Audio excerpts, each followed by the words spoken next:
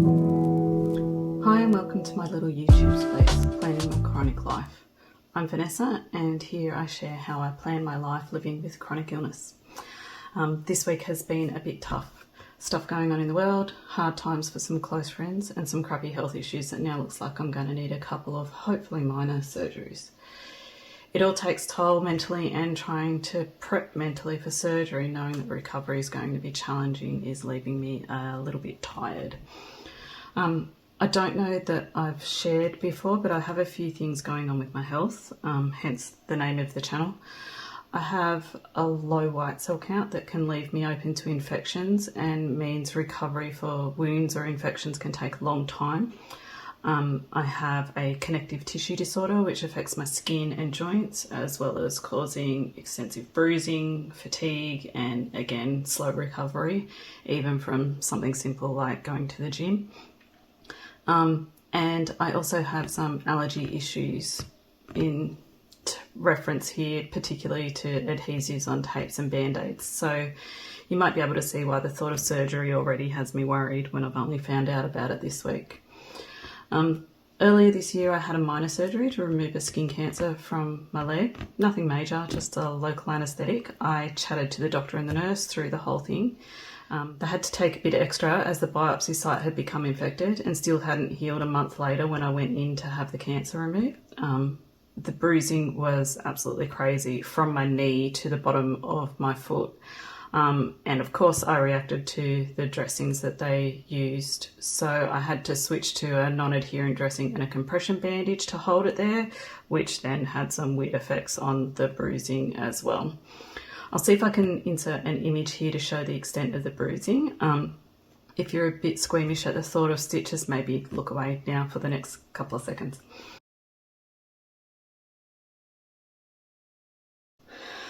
Unfortunately, the next surgery in a couple of weeks is another skin cancer, this time right between my collarbones. A little harder to hide the scar. Going into work 4 days a week, it's pretty obvious where that's going to be. So growing up in Australia when the best sunscreen only had a UV rating of 15 was not great for my pale skin. Thankfully it's a lot better now. So please people, go and get your skin checks. Anyway, tomorrow I go back to work after a couple of weeks off. So to get out of my head and start concentrating on the things that I can actually control, I thought I might start setting up the exercise section of my 2025 planner.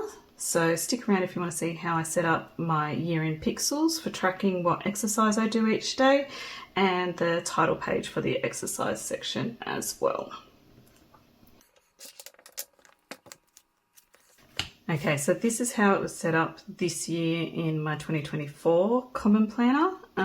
So just a title page for the start of all my trackers straight after the weekly sessions. I've moved it back a little bit in my 2025 planner to fit some other stuff in. So my plan is today to do a new title page in the new planner and to replicate this year in pixels. So with this one, I actually like the layout of it. It's worked really well for me. There's been a period in the center there where you can see I didn't do a great deal of exercise, had all my exams due or assessments for uni. I had a major allergic reaction with my eyes, so I was pretty much knocked out for a week. Had the stitches in my leg here, so missed a few days there, but then got back into it. But then I've been really good with my physio exercises pretty much up until this last month.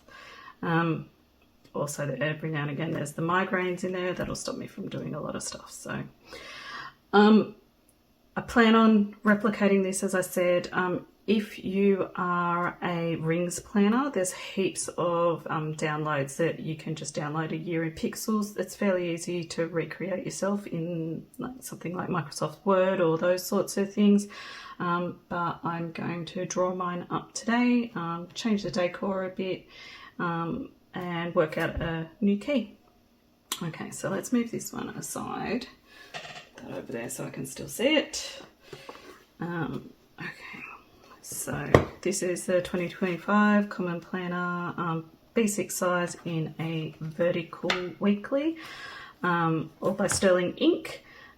Cover colour is in the mist. Okay, so these are the 2 pages that I'm going to be doing today.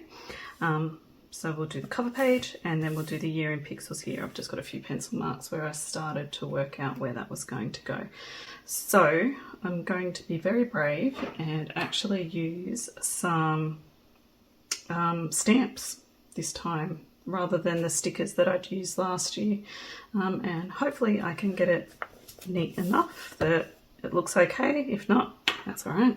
It's just my planner. Excuse my voice. When we last went down to Melbourne, we stopped off at Bookbinders Designs. I think it's in Little Collins Street. And so I grabbed some of these ink pads. These are the, I'm going to get it wrong, but it's the Shachihata ink pads. They're actually quite a solid ink pad, whereas the ones that I've used in the past have been more of a sponge. So I find this actually gets across the stamp a lot better as well. I used Google Translate to work out what the colours were. So this one is called Red Plum, this one is Sand, and this one is Light Blue. I did also grab a green one, but it comes out more grey. So I thought these colours will be nice for that. Okay, so let's jump in. I did a bit of a practice before and I think I should be able to lay it out okay. So let's just see how we go.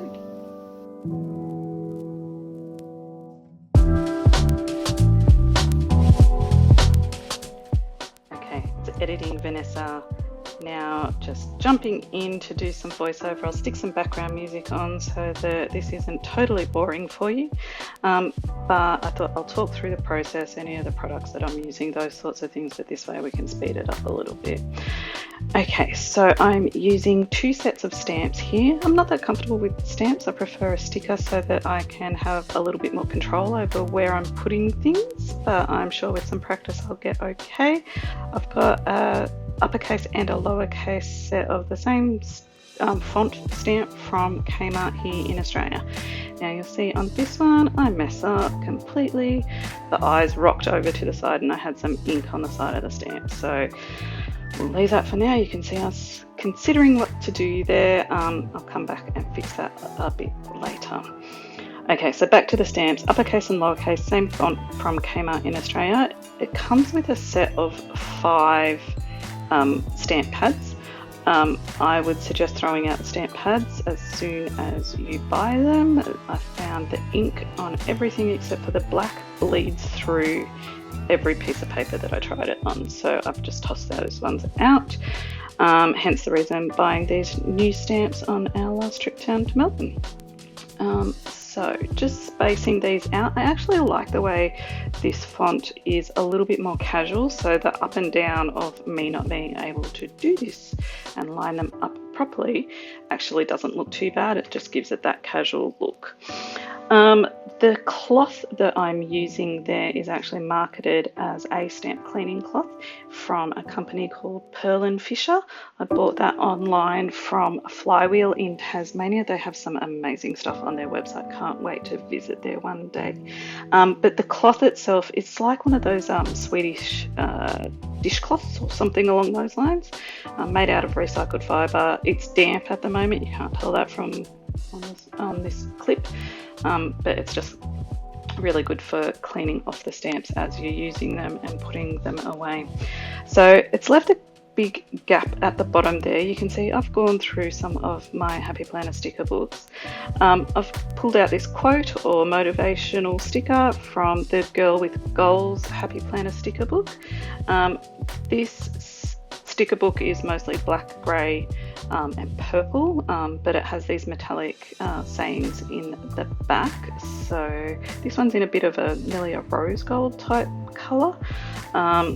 And then I have this sheet that I think came with an accessory pack from Happy Planner as well. The colours actually match it really well, and it's all health related icons, so perfect spot to use these little drink bottles, weights, sleep, those sorts of things.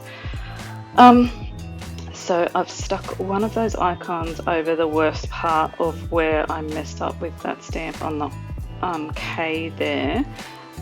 The rest of it probably won't show on this video, but I did manage to fix up with some whiteout tape and cleaned it up pretty well, so you can hardly notice it now. So just spreading these stickers around to fill in some of the empty space, use up the stickers, because what else am I going to use them on? And then can move on to the Year in Pixels page.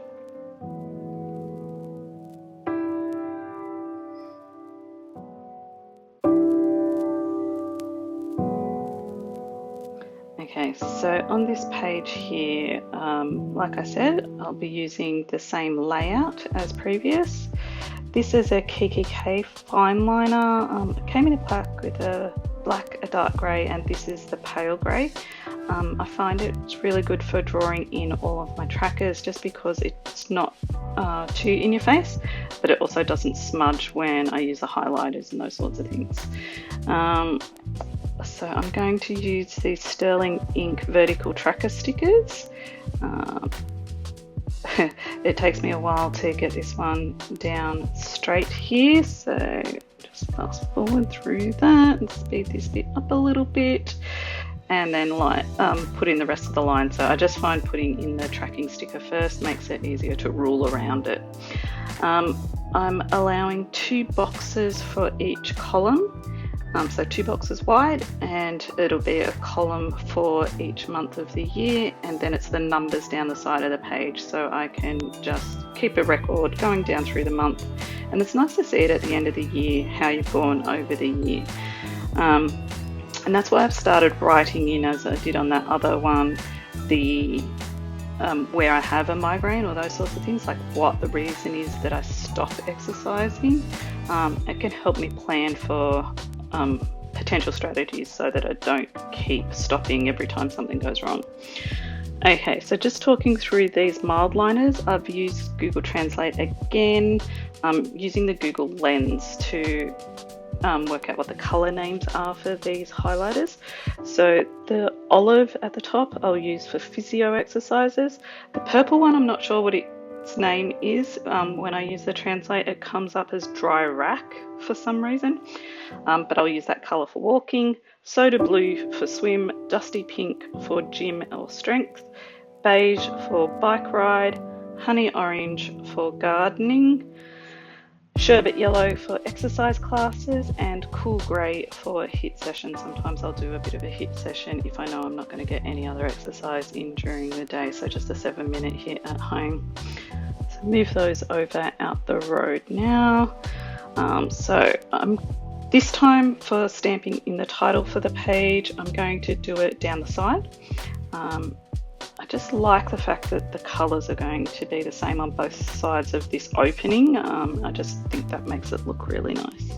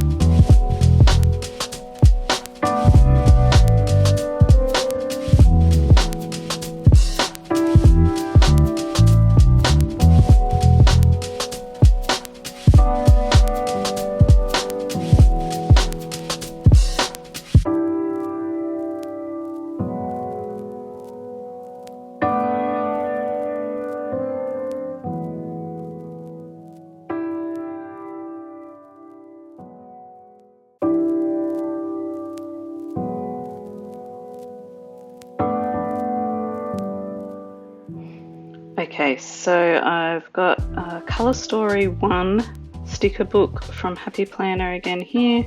Another motivational quote there, aim for the moon, if you miss you may hit the star. So putting that in there as well, and then just going to write in the different types of exercise at the bottom of the key here now that the highlighters have dried out.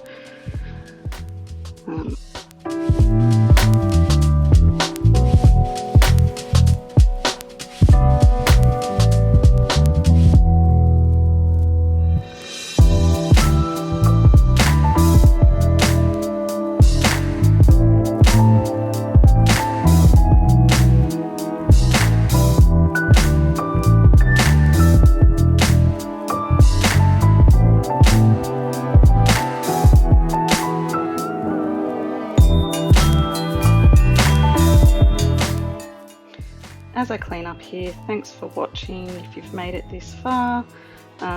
Just a little comparison of this year's tracker on the same 2 pages and what it's going to look like for next year.